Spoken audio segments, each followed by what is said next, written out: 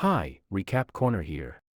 Today, we're gonna be doing a big breakdown to discuss our film Nobody, spoilers ahead. Be prepared, watch out and take care. The movie begins with Hutch Mansell, a seemingly ordinary man with a wife and two kids, handcuffed and badly beaten. He reaches into his pocket for a cigarette, but instead pulls out a tin of tuna, which he opens and then sets a kitten on the table. Across the table, two figures, a woman and a man, are questioning him. Hutch is growing increasingly dissatisfied with his mundane job at his father-in-law Eddie's metal fabrication business. His son Blake has no regard for him, barely acknowledging his presence when he walks through the door. Even his relationship with his wife appears strained, evidenced by the pillow placed between them on the bed. Hutch heard a noise as he went downstairs, and upon further investigation, he found two intruders had broken into his home. The female intruder was holding a gun and demanded money from Hutch, but he noticed a tattoo on her wrist. Before the intruders could take his wedding ring, his son Blake came downstairs and tackled the man.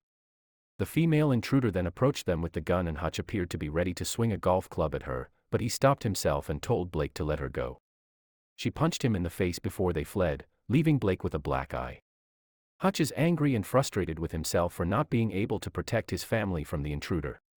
He feels ashamed that he failed to stop the intruder and his family is disappointed in him. That night, he sleeps on the couch, and Sammy joins him. She's the only one in the family who still has faith in him, and she comforts him by suggesting they get a cat. The next day, Blake asks Hutch to be interviewed for a project on veterans, but Hutch insists he's not a veteran and suggests he talk to his uncle instead. As the family leaves the house, Sammy gives Hutch a hug before they go. Later, the neighbor comes over to brag about his new car and belittle Hutch for not being able to protect his family. This only serves to further frustrate Hutch and makes him feel worse about himself. Hutch's week begins with tedium. As he arrives at the factory, his brother-in-law Charlie questions him for not tackling the intruders. Charlie gives Hutch a gun and orders him to keep his sister safe. Hutch takes the gun and stores it in a box at the back of the refrigerator. Later, Eddie visits Hutch to make him an offer to purchase his business. He explains that after a lifetime of hard work, he deserves a good price. Hutch tells him that all he wants is something he can call his own. Hutch then locks his office door and calls his supposedly deceased brother Harry. On the radio, he tells him that he refrained from attacking the intruders because they were young, scared, and desperate, and that their gun was not even loaded. Harry tells him he did the right thing and warns him not to do anything stupid in the future. Hutch then visits his father, who asks him if he remembers the man he once was. Hutch returns home to find his family gathered around the dinner table. Blake barely acknowledges him, and Becca inquires about his day. Sammy, on the other hand, appears to have misplaced her kitty cat bracelet, which was found in the bowl with the money stolen by the intruders. Hutch then returns to see his father, who tells him that he needs to do this thing very well. To track down the burglars, he borrows his father's old FBI badge and gun. Hutch visits tattoo parlors, shows them his badge, and one of them mocks him by telling him the badge is 20 years old. When they ask Hutch who he is, he says he is just a man looking for someone and pulls out his billfold, daring them to take the money from him. The tone of the interview changes as the individuals notice a tattoo on the man's wrist. One of the interrogators inquires about how they can assist him and the man, Hutch, indicates a tattoo in a photo. In response, the interrogators provide him with the address of the person with a matching tattoo. Armed with his gun, Hutch heads to the address and enters the apartment, where he confronts the girl's boyfriend. He demands the return of his stolen watch and kitty cat bracelet. However, the commotion wakes up the couple's sick child, causing Hutch to quickly depart from the scene. Hutch, who has kept a low profile until now, rises to the challenge and confronts the thugs. He walks towards them with purpose, stopping only when he stands in front of the young girl and the female bus driver, who are being intimidated by the roughnecks. He calmly asks the driver to leave the bus, ensuring her safety, before turning his attention to the thugs. With the door shut and the driver safely outside, Hutch faces off against the 5 roughnecks, ready to defend the passengers and restore order on the bus. Hutch removed the bullets from his gun as the boys looked on in curiosity. His threatening demeanor only made them laugh, further infuriating Hutch, who was already frustrated and furious. He unleashed his wrath on the thugs, beating them relentlessly until he was himself injured. He almost beat them to death, then apologetically asked the driver to forgive the mess he had created. When he returned home, he found his wife sitting in the darkness. She inquired as to where he had been, and he responded that it was just like the old times. His wife silently cleaned his wounds, and Hutch realized the lack of intimacy in their marriage. He asked her what was wrong and why she seemed so distant, but she stayed silent. Becca and her partner drift closer, their past forgotten for the moment. Suddenly, a loud shout interrupts the peace. Yulian Kuznetsov, a mob enforcer, steps out of a car and into a club. He gets on stage and puts on a show, then moves to a group of men. Yulian inquires if they are content with the security in place for OPSHAK. They affirm their satisfaction and Yulian introduces them to Pavel, his right-hand man. Yulian is shocked and outraged by the spokesman's lack of confidence in him as the guardian of their money. In a desperate attempt to prove his worth, he tragically ends up killing one of the stakeholders. Immediately after, he receives a desperate call from his brother's hospital informing him that his brother's brain has been severely damaged. Yulian suspects that the attack is somehow related to OPSHAK. He is filled with guilt and regret for his actions, and his brother's condition serves as a stark reminder of the consequences of his actions. The next day, Yulian shows up at Hutch's barbershop, demanding to know what happened on the bus.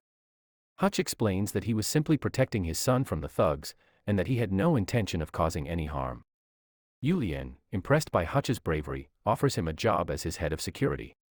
Hutch, knowing that this job could be very dangerous, reluctantly accepts. From then on, Hutch and Yulian develop a close bond and Hutch discovers a new life filled with wealth, power, and respect. He also finds out that the Metro card he had found on the bus belonged to Yulian, who had been on the bus to witness the fight. In a show of gratitude, Yulian rewards Hutch with a hefty sum of money, and from that day forward, Hutch never has to worry about money again. The barber informs Hutch of all he needs to know and adds that Yulian still doesn't know who Hutch is. Despite despising his younger brother, he is still determined to avenge him. He tells Hutch that the OPSHAK is an operation dealing with millions of dollars in movement.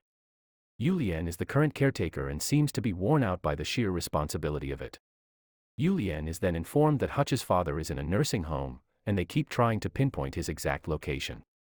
Yulian's secretary blackmails someone in the Pentagon to search the archives for information on Hutch, only to find that he is listed as nobody.